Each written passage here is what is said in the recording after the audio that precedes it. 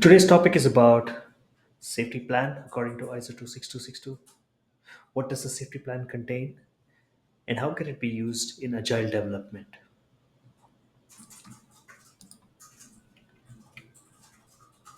So, safety plan is one of the work products that's specified in part 2 of ISO 26262.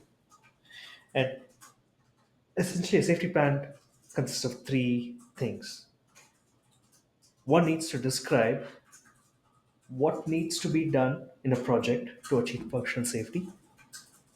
Number two, what needs to be done independent of the project but by the entire organization to achieve functional safety. And number three, what kind of tailoring is applied. That is, if we decide not to follow ISO 26262 for whatever reason, why, and what's the rationale towards it. Let's look at an example for some of these topics. So, number one is what needs to be done in a project to achieve functional safety. So normally when we start off with a project, we decide, okay, we're going to do an item definition, a HARA, a functional safety concept. We need to then decide who is responsible for doing it so that we allocate the proper people, when, and we need to decide whether there is some kind of tailoring of this work product. Now here's an example of just some of the work products, and in principle it could be a bigger set of work products.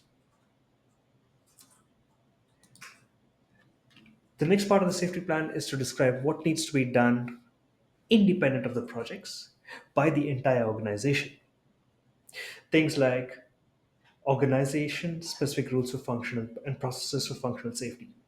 These are general processes that need to be followed for creating different work products like the HARA, the FSC, the TSC, the FTA, and so on. Evidence of quality management. This could be something that is performed by an independent quality management team. Evidence of competence is something that usually the safety manager decides in terms of what needs to be done, how do people need to be trained, what kind of safety training do they need to undergo. The third part, the safety plan, is tailoring, which is if we decide not to follow ISO 26262, what's the rationale behind it?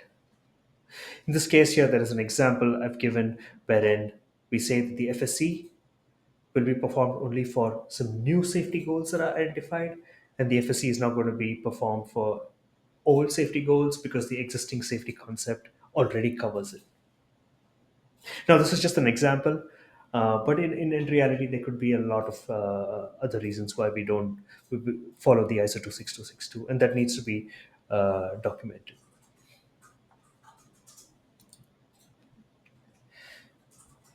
Now, there's always been a question, can this traditional approach of creating a safety plan and safety case, can that be applied for agile development? The short answer is yes. And to go a little more in detail in this, let's look at the traditional waterfall development model. The traditional waterfall development model, we have the safety plan is created at the beginning of the project that says what needs to be done, when it needs to be done, and there's usually a time period of about a couple of years to finish it. So we always start off with requirements at the beginning, at a system level, and then at a hardware software level. Then we test them, and then we integrate, test them, and then do some validation, then go into manufacturing. Very few changes are expected throughout the project, and changes can take a lot of time to implement. So the entire cycle is very long. Enter agile development, wherein there are quick iterations to make progress in the project. So you can have a safety plan being developed for each iteration of the project, which could be updated every sprint or every increment. So we develop requirements for every sprint and then it's tested in the next sprint. So changes are always continuously planned. The way I look at this is an agile development is a very, very short V-cycle development. Instead of doing this for over years, we do this over weeks. So, in principle, it is a good practice to have a safety plan created at the beginning of each sprint and check at the end of each sprint what was achieved, and then constantly reiterate on the safety plan. Thank you.